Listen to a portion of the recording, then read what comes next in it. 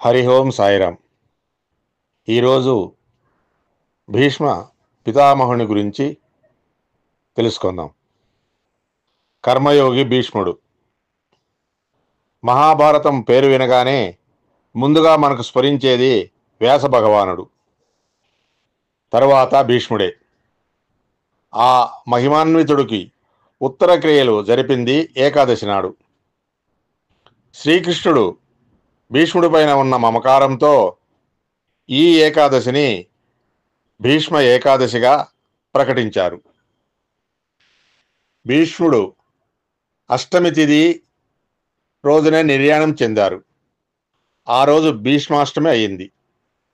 భీష్ముడు తన తండ్రి ఇచ్చిన స్వచ్ఛంద మరణం వరం కారణంగా ఆయన కోరుకున్నట్టుగా ఉత్తరాయణం వచ్చే వరకు దాదాపు 58 రోజులు అంపశయ్యపైనే ఉండి ధర్మరాజుకు రాజధర్మాలు, ధర్మ మార్గం వంటి ఎన్నో విషయాలు బోధించి ధర్మ ప్రబోధకుడుగా భారత చరిత్రలో సుస్థిర స్థానం పొందాడు. కురుక్షేత్ర యుద్ధం సమాప్తమైన తదుపరే జ్ఞానయజ్ఞం మొదలయ్యింది.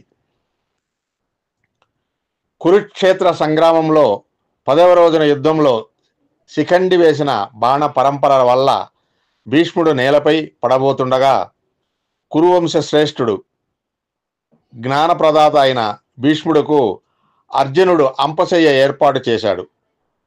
భీష్ముడు కర్మయోగి, పితృభక్తి పారాయణుడు.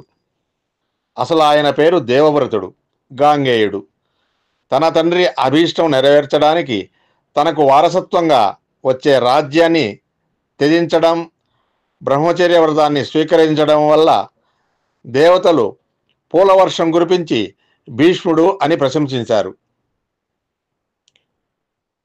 భీష్ముడు నేర్పిన విజ్ఞానం ధర్మరాజుకు, రాజ్యపాలనకు ఉపయోగపడుతుందని భావించే శ్రీకృష్ణ పరమాత్మ భీష్ముడి ప్రబోధానికి అవకాశం కల్పించారు. ఆధ్యాత్మికం, ఆదిదైవికం, ఆదిభూతం అనే 3 తత్వాలకు ఆధారమై అందులోనే తాను జీవిస్తూ కర్త, భర్త, హర్త అనే భాగవతత్వాన్ని గురించి వివరించాడు. ఆయన అంపశయ్య మీద ఉన్నప్పుడే ద్రౌపది భీష్మునితో, తాత, ఇన్ని ధర్మసూత్రాలు నీకు తెలుసుండి ఆ రోజు నిండు సభలో దుశ్శాసనుడు నన్ను వివస్ర చేసి పరాభవిస్తుంటే ఎందుకు వారించలేకపోయావు అని ప్రశ్నించింది. అప్పుడు భీష్ముడు బదులిస్తూ, అమ్మా పాంచాలి, నువ్వన్నమాట నిజమే. అయితే నేను అధర్మపారాయణుల ఆహారాన్ని భుజిస్తున్నప్పుడు నా నోరు ధర్మం గురించి ఎలా మాట్లాడగలదు అన్నాడు. భీష్ముడు ఎంతటి మహాజ్ఞానో అంతటి శ్రీకృష్ణుని భక్తుడు. శ్రీకృష్ణ పరమాత్మ మహావిష్ణువు అంశాన్ని గ్రహించిన వారిలో మొదటివాడు. శ్రీకృష్ణునిలో పరమాత్మతత్వాన్ని గుర్తించిన యోగి. అందుకే ధర్మరాజుకు, సోదరులకు శ్రీకృష్ణునిని ఒక మిత్రుడుగా భావించడం కంటే ఆయనలో తత్వాన్ని గుర్తించమని విశదీకరించాడు. భీష్ముడి భావ వ్యక్తీకరణ. ఉత్తరాయణ పుణ్యకాలం రాగానే శ్రీకృష్ణుడు భీష్ముడి వద్దకు వచ్చాడు.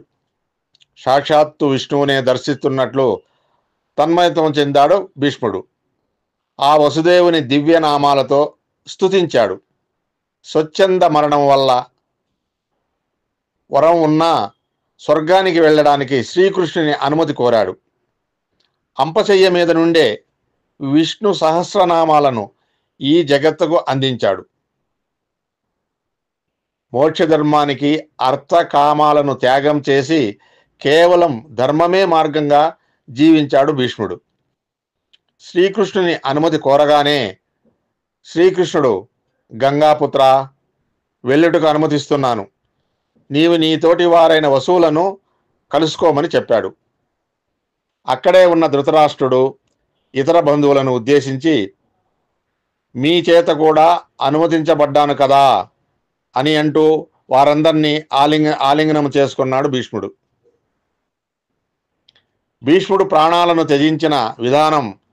భీష్ముడు యోగధారణ చేత మనసును నిగ్రహించి ప్రాణాపానాది వాయువులను నియంత్రించి ఒక్కొక్క అవయవం నుండి ఒక్కొక్క ప్రాణాన్ని తొలగించుకుంటూ ఉండగా ఆ భాగాలన్నీ శల్యరహితాలయ్యాయి. భీష్ముని అన్ని అవయవాలు నిర్వీర్యం అయిన పిమ్మట ఆత్మ శిరస్సును ఛేదించుకుని మిక్కిలి కాంతితో ప్రకాశిస్తూ ఆకాశంలో అంతర్ధానమైపోయింది. అప్పుడు పైనుండి దేవతలు పూలవర్షం కురిపించారు. భీష్ముల వారికి మాఘశుద్ధ ఏకాదశి రోజు ఉత్తర క్రియలు ధర్మరాజు అతని సోదరులు పూర్తి చేశారు. ఆ తర్వాత శ్రీకృష్ణ పరమాత్మ భీష్మ ఏకాదశిగా ప్రకటించి మానవాళి అందరూ ఆయన బోధించిన ధర్మాచరణ, సత్యవచనం, కర్మ, జ్ఞాన మార్గాలను అనుసరిస్తూ భీష్మాష్టమి, భీష్మ ఏకాదశిని పాటించడనని తెలిపాడు. ఆధ్యాత్మికం బ్రహ్మానందం. హరి ఓం సాయిరాం. హరి ఓం సాయిరాం.